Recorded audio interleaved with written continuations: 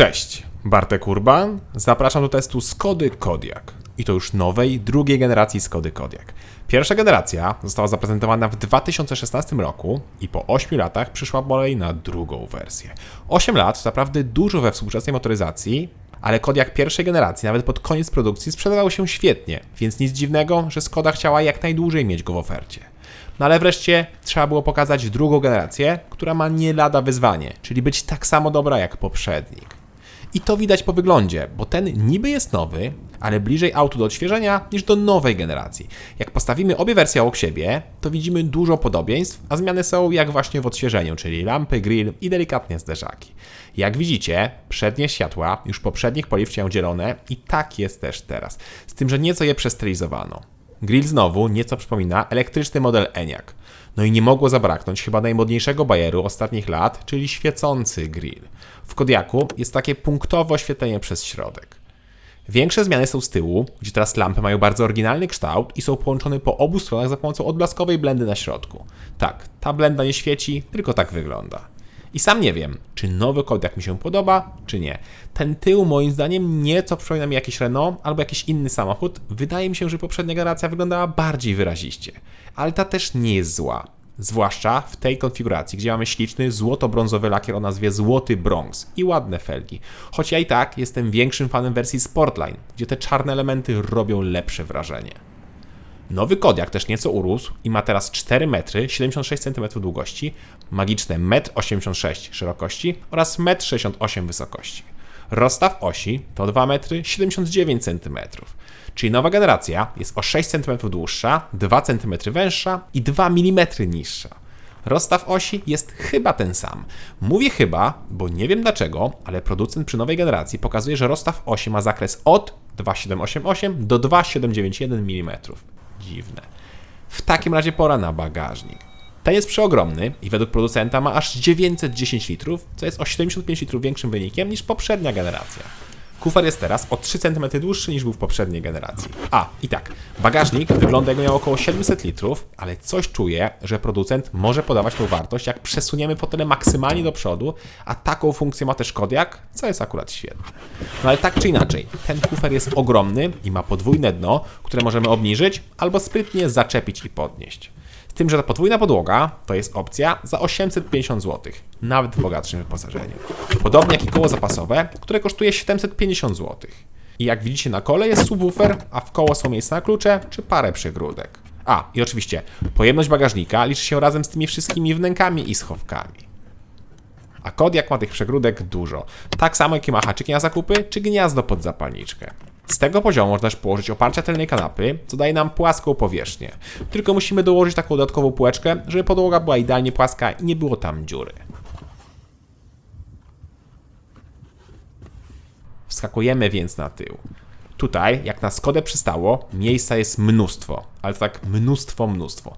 Ja mam 186 cm wzrostu i mogę siedzieć z nogą na nogę i nadal nie dotykam o fotel kierowcy, który jest ustawiony przede mną pode mnie. Warto też przypomnieć, że Kodiaq jest 7-osobowy, ale ja takiej wersji nie mam. W przypadku 7 osób bagażnik jest o 60 litrów mniejszy niż tutaj. Tak jak mówiłem, tylne miejsca są przesuwne, a także mają regulowane oparcie. I co ważne, nawet jak fotelem pędzę maksymalnie do przodu, to nadal mam miejsce na nogi. Brawo, jest to naprawdę bardzo wygodnie. Poza tym jest podłokietnik z miejscami na napoje, są oddzielne nawiewy, złącza czy gazowniki oraz miejsca na telefon w oparciach foteli.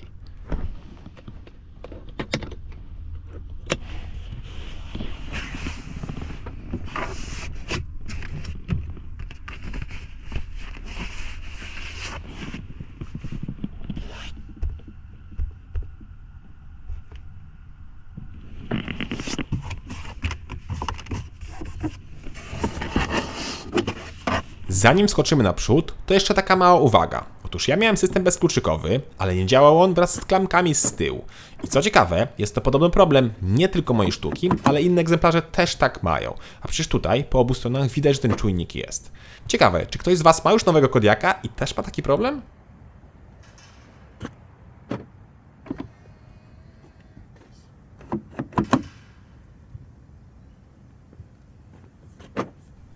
W takim razie wskakujemy naprzód.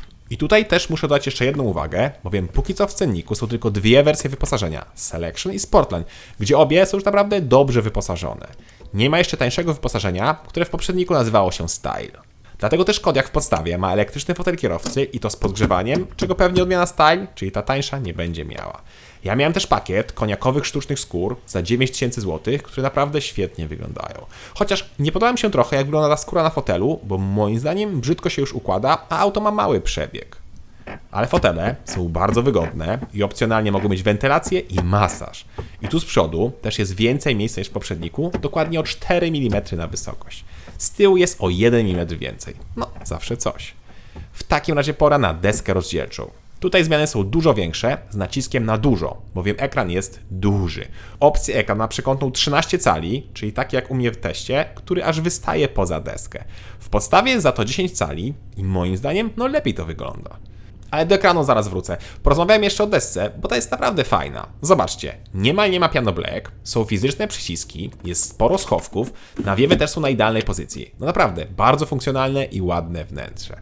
W ogóle te fizyczne przyciski od klimatyzacji są ciekawe, bo mają one kilka funkcji, czyli na przykład jednym pokrętłem sterujemy temperaturą, ale i fotelami, a na przykład to środkowe pokrętło może mieć 4 różne funkcje. Podobny patent mają chyba Range Rovery, czy kiedyś miało Audi TT. I moim zdaniem sprawdza się to. To teraz możemy wrócić do ekranu, bo tu mam pewne uwagi i już nie chodzi mi o wielkość, bo to już mówiłem. Otóż system czasem łapie lekkie przycięcia, a raz podczas jazdy w ogóle mi zgłupiał i przestały działać te przyciski na dole, te od skrótów aplikacji. I tak nie działały, dopóki nie zresetowałem systemu poprzez długie przytrzymanie tego przycisku dotykowego na dole. I swoją drogą, to ten przycisk moim zdaniem jest niefortunnie zamontowany i ja kilkukrotnie wyłączyłem przez przypadek ekran, bo trzymałem tutaj rękę i coś tam klikałem na ekranie.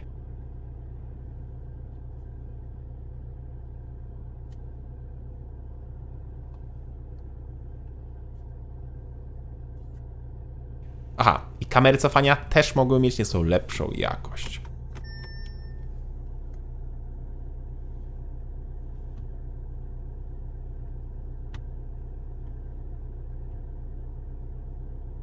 Drugi ekran to cyfrowe zegary, które są czytelne i można je łatwo konfigurować. Jedynie ta gruba ramka wokół nich, moim zdaniem wygląda brzydko.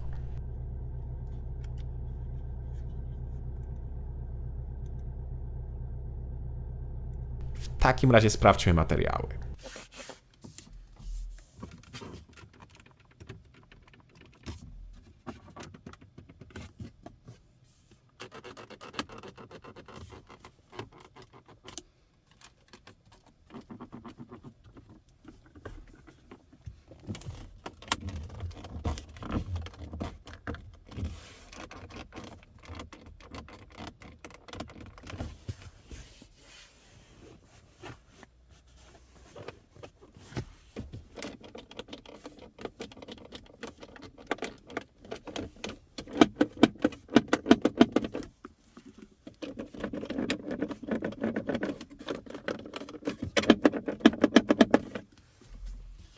No cóż, lekko się zawiodłem, bo materiały wyglądają lepiej niż są spasowane i niż je się czuje pod dotykiem. W tunelu środkowym, jak słyszeliście, coś tam mocno strzela, a i niektóre elementy też lekko skrzypią. Wydaje mi się, że poprzedni był lepiej spasowany. Na szczęście podczas jazdy jest cisza. No i jak przystało na Skodę, jest masa gadżetów Simply Clever, czyli na przykład skrobaczka ukryta we wlewie, parasol w drzwiach, taki dzyndzel na bilety, czy rozkładana szyjka do wlewania płynu do spryskiwaczy. Jest jeszcze jeden element, którego długo nie mogłem samemu rozkminić, a to jest taki gadżet do czyszczenia ekranu. Sprytne, co? W takim razie pora na resztę schowków, a potem zaglądamy pod maskę.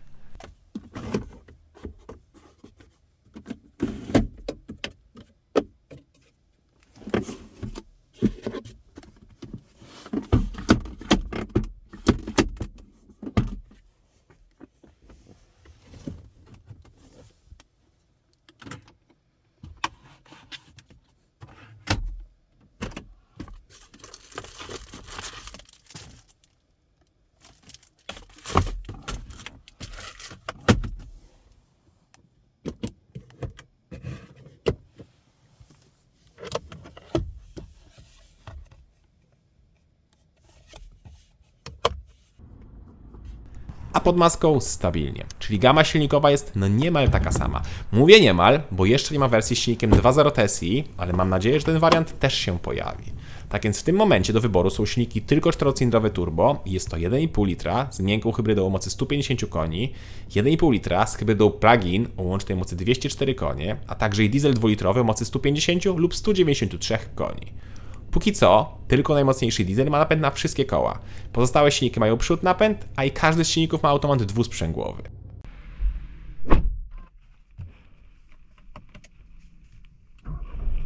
Ja do testu wybrałem słabszego diesla, czyli 2.0 TDI, 150 koni przód napęd, który ma moment 360 Nm. Tak ten silnik klekocze.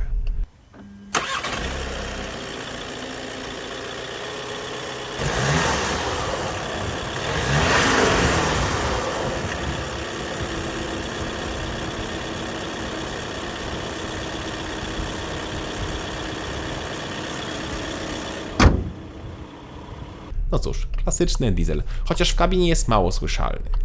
Kodiaq z tym silnikiem według producenta robi setkę w 9,6 sekundy, więc pora to sprawdzić.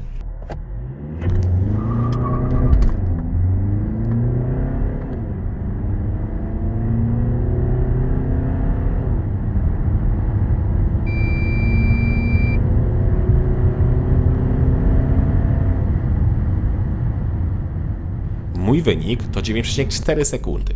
Warto też dodać, że trakcji nie da się wyłączyć, albo ja nie potrafiłem tego znaleźć, a także ja nie miałem trybów jazdy. Jedynie mogłem zmienić skrzynię w tryb S, czyli sportowy. Zmierzyłem też auto w zwykłym trybie i bez takiego pompowania z gazu i wynik to 9,8 sekundy, więc też nie najgorzej.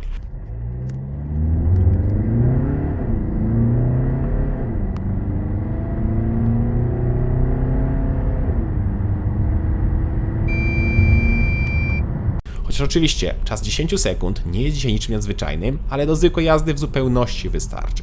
Zresztą na trasie też, chociaż warto pamiętać, że nie jest to demon prędkości. Ale takie 150 koni w dieslu, no moim zdaniem wystarczy do takiego dużego auta, nawet jak jedziemy w 4 osoby z bagażem. Szkoda tylko, że skrzynia ma laga, czyli duże opóźnienie. Zresztą zobaczcie sami.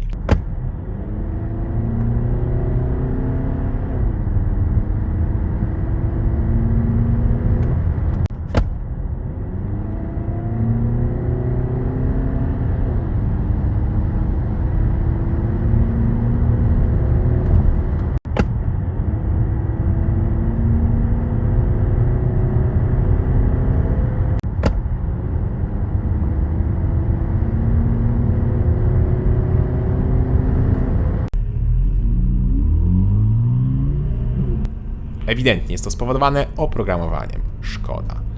Na szczęście nie zmieniło się jedno. 2.0 TDI nadal jest super oszczędnym silnikiem. W mieście, jak się mocno postarałem, bo to potrafiłem zejść do 5,5 litrów, co jest niesamowitym wynikiem. Jak pojeździmy w korkach, to spalanie wnosi około 8 litrów, co też uważam za świetny wynik. W trasie przy 120 jest to 5,5, a przy 140 6,8 litra. I są to pomiary z 4 osobami na pokładzie i z bagażami. Jak będziemy trzymali 90 na godzinę, to da się zejść poniżej 3,5 litra, no co jest wspaniałe. Bak paliwa ma 55 litrów, czyli o 3 litry mniej niż w poprzedniku. Swoją drogą, właśnie 58 litrów ma mocniejszy diesel. Ciekawe, czy to błąd w danych technicznych, czy rzeczywiście producent zrobił dwa różne baki paliwa i różnią się tylko o 3 litry, no ale może właśnie napęd 4x4 tego wymagał. Tutaj taka ciekawostka. Trasa z Warszawy, nad morze i powrót i wynik to 5,4 litra. No piękna sprawa. Zasięg tego auta przy 120 to niemal równe 1000 km. Autem też przyjemnie się jeździ, chociaż moim zdaniem jest ono zbyt sztywno zestrojone jak na SUV-a. Ja miałem zwykłe zawieszenie, nieadaptacyjne, więc być może adaptacyjne jest nieco bardziej komfortowe. Ale tak jak mówię, dla mnie było za sztywno jak na SUV-a. SUV kojarzy mi się jednak z większym komfortem. Układ kierownicy za to działał tak jak należy, jest precyzyjny i dobrze czuć auto, to mi się podoba. Sprawdźmy więc, czy cennik też mi się podoba. Tak jak mówiłem wcześniej, Kodiaq nie ma jeszcze w cennikach najtańszej odmiany, więc warto to mieć w pamięci. Obecnie najtańszy Kodiaq to wersja 1.5 TSI, 150 koni z napędem naprzód, która startuje od 175 tysięcy złotych. Diesel 150-konny, czyli taki jak ja testowałem, to już 191 tysięcy złotych, a mocniejszy 193-konny i już z 4x4 to 210 tysięcy złotych. Hybryda plug-in to wydatek 208 tysięcy złotych. Z tym, że to są ceny w podstawie, bowiem mój egzemplarz nie kosztował 191, a 239 tysięcy złotych.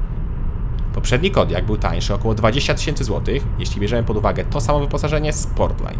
Bardzo duża różnica. A aż takiej dużej różnicy nie ma w samochodzie. To znaczy, czuć, że auto jest nowocześniejsze, wygląda świeżo, ale czegoś mi tutaj brakuje. Chciałem powiedzieć, że takiego pazura i charakteru, ale Skody nigdy nie były takimi autami, które chwytają za serce. To ma być praktyczny wóz i taki też jest nowy Kodiaq. Ba, jest nawet praktyczniejszy niż poprzednik, bo jest przecież większy i ma jeszcze więcej bajerów. Jedynie te plastiki mogły być lepszej jakości, tak samo jak i multimedia, które lekko platały mi figle. No i ta cena. Cześć!